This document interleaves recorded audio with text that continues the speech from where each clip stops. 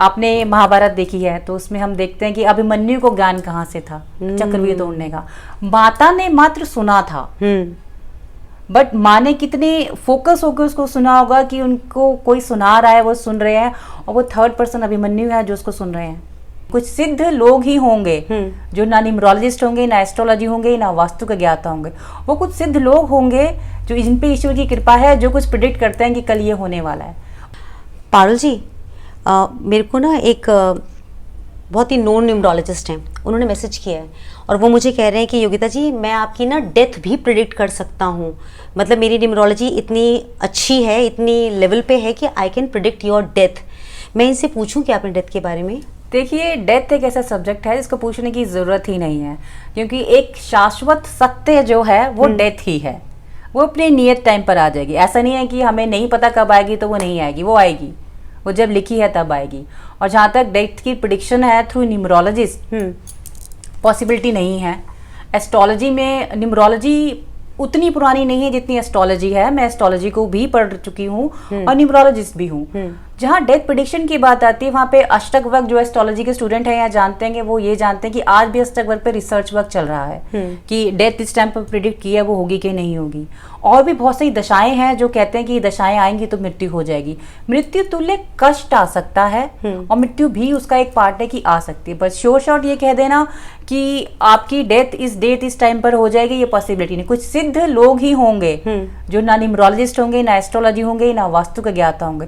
वो कुछ सिद्ध लोग होंगे जो जिन पे ईश्वर की कृपा है, जो कुछ प्रिडिक्ट करते हैं कि कल ये होने वाला है। उनको तो मैं मान सकती हूँ कि वो डेथ प्रिडिक्ट कर सकते हैं, बट न्यूमरोलॉजी के थ्रू डेथ प्रिडिक्शन पॉसिबिलिटी नहीं है। जो कह रहे हैं कि कर सकते हैं, प्लीज़ आप उनसे बोलिए कि बताइए वो कौन सी पद्धति है जिनसे वो डेथ प्रिडिक्ट करते हैं। क्योंकि यूजुअली लोग कहते हैं आपका 7 नंबर एक्टिव हो गया है, 7 का पर्सनल ईयर चल रहा है तो मृत्यु तुल्य कष्ट या मृत्यु आएगी।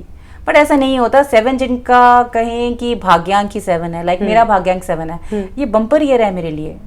ये तो मेरे लिए बैड हो ही नहीं सकता। हाँ जी।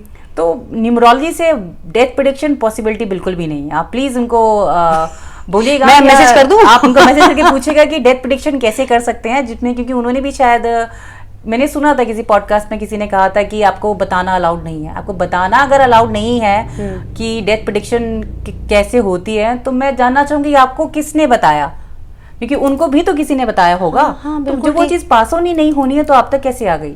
उसका मतलब ये सिर्फ भीड़ इकट्ठी करने के लिए अपनी तरफ ये एक तरीका है। न्यूमरोलॉजी के नाम पे लोग वो चीज पेश कर रहे हैं जो बिल्कुल डिफरेंट है, कि न्यूमरोलॉजी में डेथ प्रेडिक्शन होती है। नहीं होती है जी, पॉसिबिलिटी नहीं है न्यूमरोलॉजी में, इतना डेप्थ नहीं है न्यूमरोलॉजी का। अगर न्यूमरोलॉजी का इतनी डेप्थ होता तो लोग एस्ट्रोलॉजी नहीं पढ़ते। सारे न्यूमरोलॉजी एस्ट्रोलॉजी पढ़ते हैं, वास्तु पढ़ते हैं। होता क्या है, देखो, numerology is a good science. Her science का अपना एक दायरा है, कुछ गुड पॉइंट्स हैं कि या कहें कि उसकी पकड़ है। तो न्यूमरोलॉजी की पकड़ भी डेथ पे उतनी नहीं है जितनी बाकी चीजों में। नेम करेक्शन की हमने बात करी थी, बहुत अच्छी पकड़ है न्यूमरोलॉजी में नेम करेक्शन पे, जो हम एस्ट्रोलॉजी में इन चीजों को उतना अच्छे से नहीं देख पाते हैं जी। तो हर साइंस की अपनी अपनी कहें तो अपनी खूबियां हैं। तो न्यूमरोलॉजी में तो डेथ प्रेडिक्शन पॉसिबिलिटी नहीं है। आप प्लीज मुझे नंबर दीजिएगा, मैं सीखना चाहती हूँ कैसे डेथ प्रेडिक्शन होती है न्यूमरोलॉजी से। मैं कोशिश करूंगी कि ये नंबर मैं आपको जरूर आपके साथ शेयर करूं। जी बिल्कुल। क्योंकि मैं इस तरह की चीज़ों को बहुत बार देखती आई हूं, तो मुझे भी ऐसा लगता है कि लोग ऐसा पूछते हैं कि मेरी मृत्यु कब हो जाएगी, या फिर जब किसी को परिवार में बीमार देखते तो लोग एक्चुअली जाते हैं ऐसे लोगों के पास ये पता करने के लिए कि कहीं कोई मारकेश का योग तो नहीं चल रहा, और अगर चल रहा है तो कब तक आपको लगता है कि उनकी डेथ हो सकती है, क्योंकि हम अब चाहते हैं कि मुक्त हो जाए पेन से। तो मतलब ये चीज़ थोड़ी सी मुझे डरावनी लगती है। और उन्होंने मुझसे बोला कि वो मेरा बता सकते हैं, तो मुझे थोड़ी सी क्यूरियोसिटी प्लस डर, दो चीज़ था। देखिए, पहले तो जानना चाहिए ही नहीं कि डेथ कब है। वो जब आएगी वो अपने आप आ जाएगी, स्वतः, मैंने कहा ना, शाश्वत सत्य है। दूसरा, ये न्यूमरोलॉजी के थ्रू पॉसिबिलिटी नहीं है बिल्कुल भी। कोई आपको एस्ट्रोलॉजी वाला फिर भी योग बता सकता है कि सर्टेन पीरियड ऑफ टाइम में कुछ आपके एक्सीडेंट या कुछ भी रिगार्डिंग चीज होने की संभावना है। वहां पे भी वो संभावना वर्ड यूज करते हैं। बट ये कह देना कि मैं बता दूंगा आपकी डेथ इसमें, तो कोई ईश्वर ही होंगे जिनसे आप मिले हैं। I swear. मैं एक छोटा सा क्वेश्चन इसमें ऐड ऑन करना चाहूँगी। हमारे यहाँ जब कोई बीमार पड़ता है, बहुत मतलब ऐसा टर्मिनल इलनेस होती है, तो हम लोग महामृत्युंजय का जाप करवाते हैं। हम कई बार लोग मंदिरों में जा करके पंडितों से रिक्वेस्ट करते हैं कि आप हमारे लिए इतना महामृत्युंजय का जाप करते हैं ताकि जो पेशेंट है उसके ऊपर उसके पॉजिटिव इफेक्ट्स पड़े और वो ठीक हो जाए।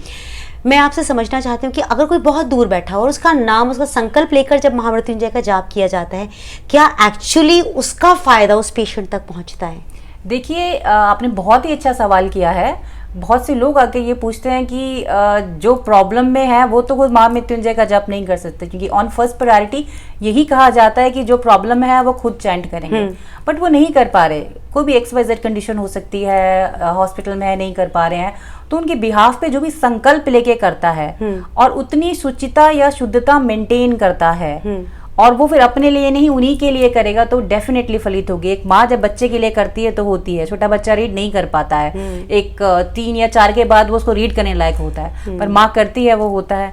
आप इसका सबसे अच्छा एग्जाम्पल आप दे सकते हैं कि आपने महाभारत देखी है, तो उसमें हम देखते हैं कि अभिमन्यु को ज्ञान कहाँ से था चक्रव्यूह तोड़ने का। माता ने मात्र सुना था, बट माँ ने कितने फोकस होकर उसको सुना होगा कि उनको कोई सुना रहा है, वो सुन रहे हैं, और वो थर्ड पर्सन अभिमन्यु है जो उसको सुन रहे हैं, तो फलित तो होती हैं एनर्जीज, कोई किसके बिहाफ पे करता है। Thank you very much Parul ji कि आपने, मेरे मन में 2 सवाल थे, दोनों का आपने उत्तर दिया। Thank you very much. Thank you.